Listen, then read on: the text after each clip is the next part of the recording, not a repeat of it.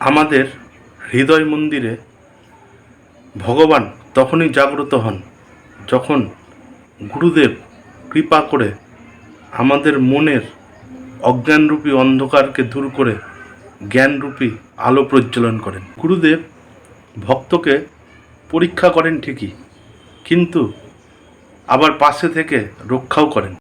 গুরুদেব শিষ্যের কাছে শুধু একটু ভক্তির আকাঙ্ক্ষা করেন আর সহজ সরল হৃদয়টি তার কাছে অর্পণ করতে বলেন।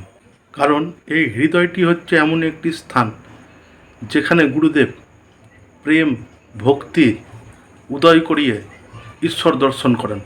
যে ব্যক্তি গুরুর চরণে নিষ্ঠা ভক্তি রেখে গুরুর দেখানো পথে জীবন অতিবাহিত করে, এই ভবে তাকে আর বারবার যন্ত্রণা ভোগ করতে আসতে হয় না। গুরুর কৃপায় তার ঈশ্বর লাভ হয়। আর গুরুর কৃপা ছাড়া পড়াশোনা করে বা পুঁথিগত বিদ্যা নিয়ে কেউ যদি ভাবে সাধন ভজন করে ঈশ্বর দর্শন করবেন, কোনোদিনই সম্ভব না। শুভরাত্রি। গুরু পূর্ণিমার অনেক অনেক শুভেচ্ছা। জয় মাতারা।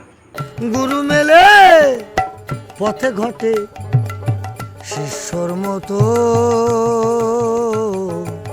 শিষ্য কটা দীক্ষা নিয়ে মনে করো না, কিনে নিলেন গুরুর লোটা।